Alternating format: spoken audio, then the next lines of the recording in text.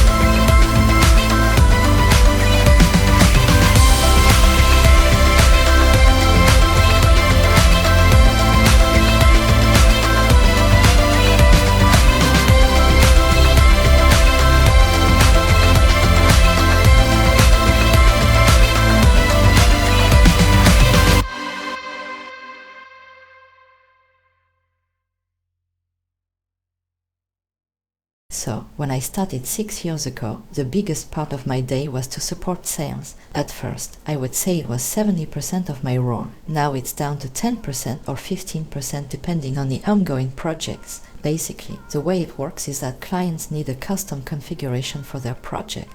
They have a DWG CAD file made and they send it to me to get a photorealistic rendering. The quality of the renderings makes a big difference for reps compared to other softwares that have automated generated images. I have done literally around hundreds of those in the past 6 years. Yes, that's really many. Let me continue by saying a few words about my own background. I started my 3D career on a late. I got a diploma in communications. I had many jobs before, worked in retail, in distribution, even in a bank.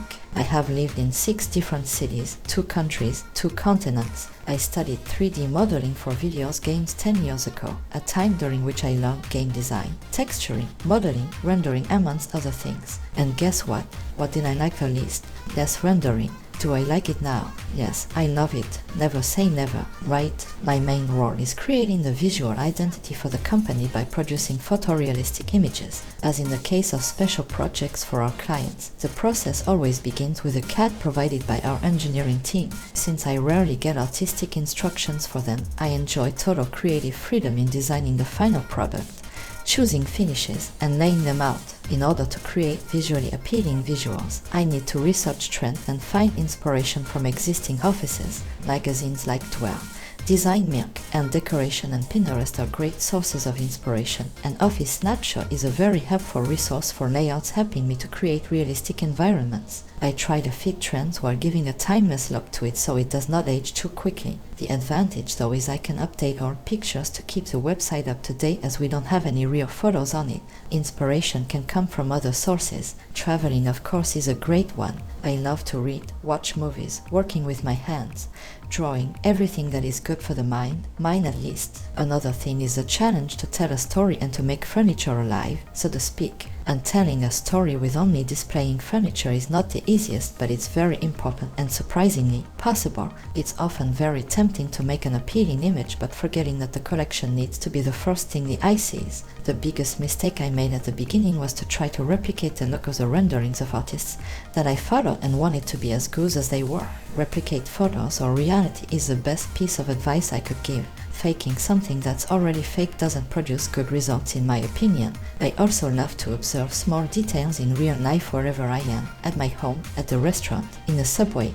3 years ago, before you know what happened, offices were all about open spaces, where you could welcome as many workers as possible in any space. Easy and fast collaboration was the main goal of designers and reduce space rent for companies. And 2 years ago, as everyone knows, of course, everything changed. As a result, we have created a collection of home office products and visuals to help our customers work in healthy conditions. I mean, who hasn't missed his or her office chair during lockdown?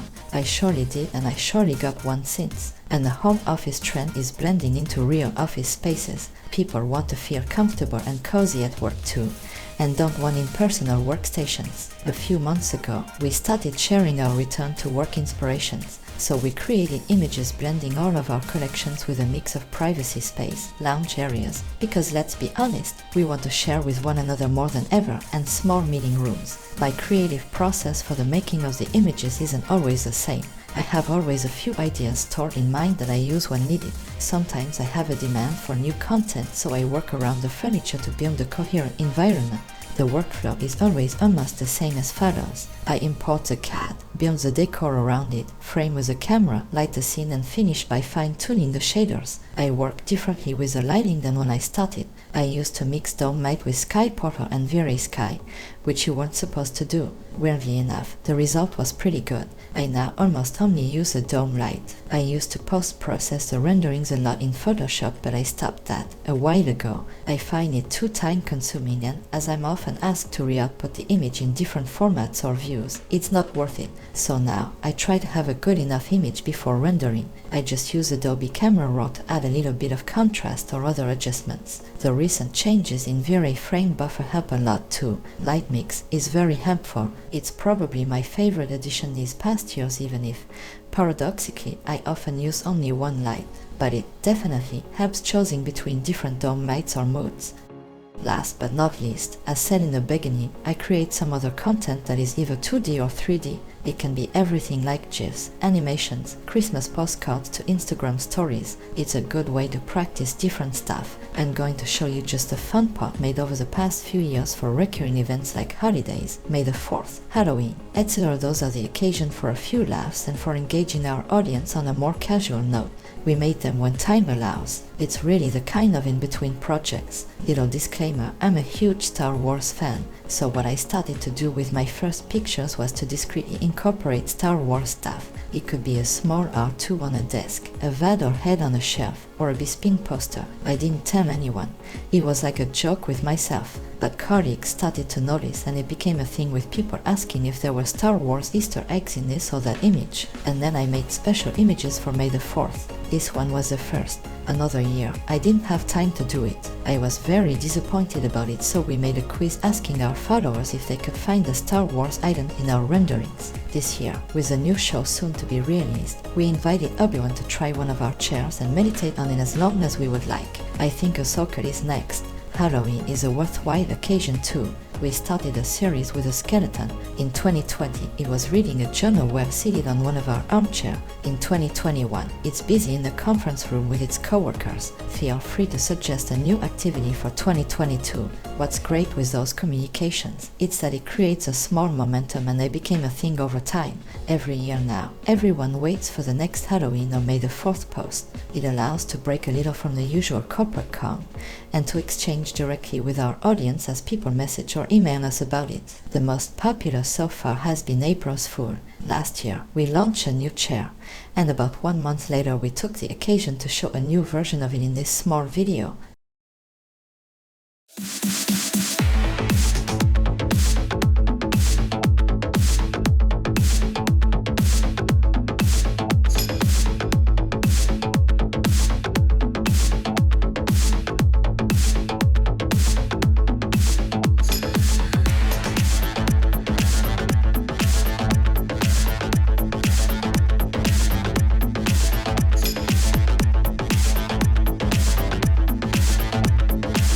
It took around an hour from start to finish. It is intentionally flawed, so it doesn't look too real, but it makes you curious even though you suspect something is going on. This year the chair needed a friend, so we got the bling desk to go with.